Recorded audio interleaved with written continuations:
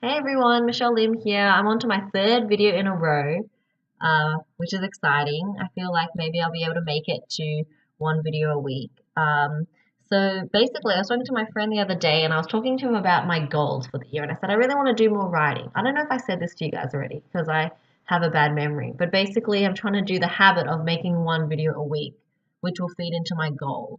Because my friend said you should set habits, not goals, because habits are things that make goals. Anyway, my mom said that my videos are too long, and I told her to just not watch them because it's embarrassing for me. I feel like my mom is probably the only one that watches these videos. I wanted to give a shout out to my new subscribers, Joseph, Tony, and Celebrity Fella. Thank you so much for subscribing. I'm happy to have you with me. So today I wanted to talk about, how you can tell if your joke's original and what to do if you think that someone is doing a joke that is very similar to your joke. So the first thing is how to tell if your joke's original. For me, I really like I go through phases where I really like watching comedy and I don't like watching comedy. But when I actually go out and see comedy shows, I actually really miss it and I like it a lot. So I think that I would recommend that you go and watch live comedy just to see what everybody else is talking about. And also, I would recommend that you watch comics that you like on YouTube or Netflix. It's so easy now to watch lots of live comedy, and then you can get an idea of what other people are talking about.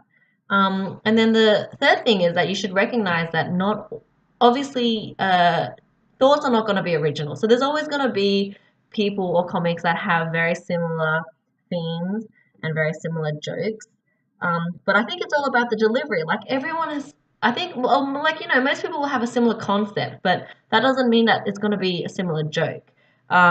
Chris Rock and Dave Chappelle are two of my favorite comedians, and they're both African American males, so they have a lot of similar life experience, I suppose, and similar themes that they talk about. Their delivery is like totally different, and they totally talk about the same sorts of things, but in a different way, which also leads me to a little bit of a tangent, which is where I guess when I was growing up, I would always be like, why should there be me? Like, why would I want to be a comedian, like an Asian female comedian when there's already like one Asian female comedian. So they don't need any more, which is such a bad mindset. I don't know why I thought like that, but you deserve to be a comedian if you want to be like a comedian. And there's just because there might be someone that's similar to you doesn't mean that they are going to replace who you are.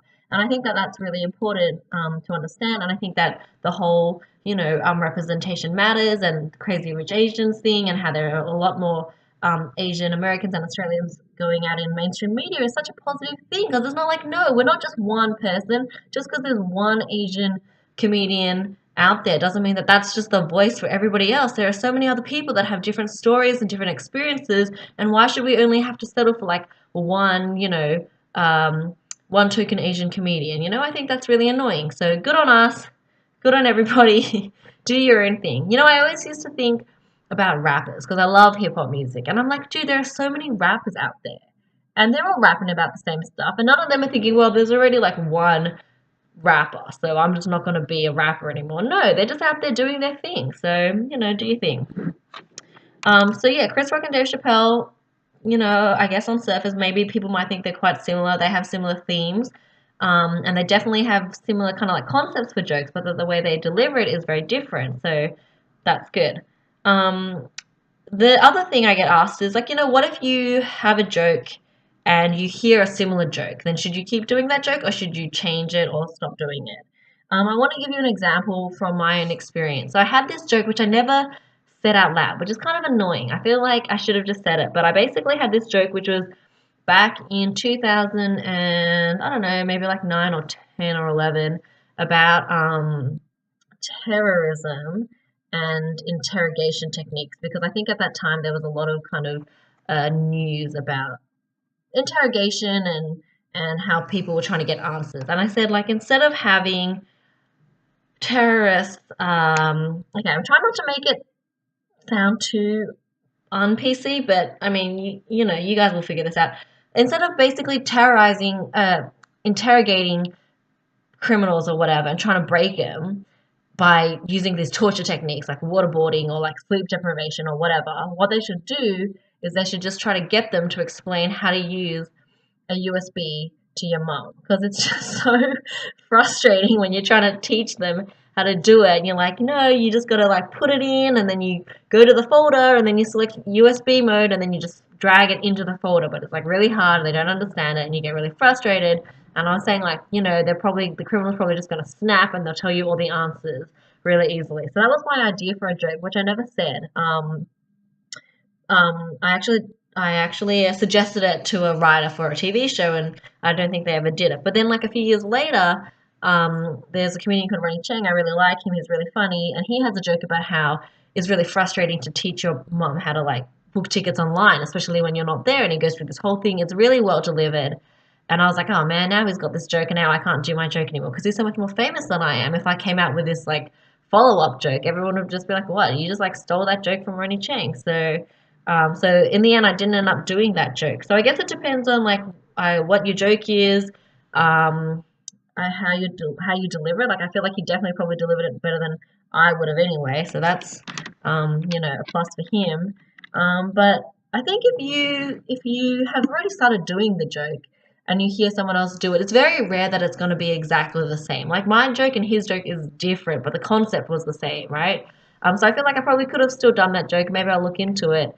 But there's so many different parts to make a joke. There's the concept, but then there's also the delivery. And as I said, it's very rare that these things are going to be exactly the same.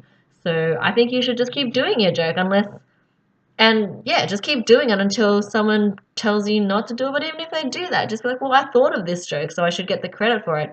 And as I said before, it's not like you're going to do that joke for the rest of your life. You're going to be thinking of new jokes. So I think you should just do it until you think of something else to replace it with.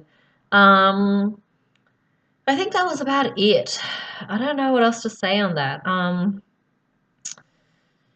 I think that if you are starting out, then you should be trying to tell jokes and write as many jokes as possible, and don't let the fact that it might be similar to another comedian's joke deter you from writing. Because at the moment, you're just trying to write as much as possible, and you can always not do the joke later, but you should at least finish writing and telling the joke if you've thought about it, and then you can decide not to do it later on. But for the meantime, you should just do it.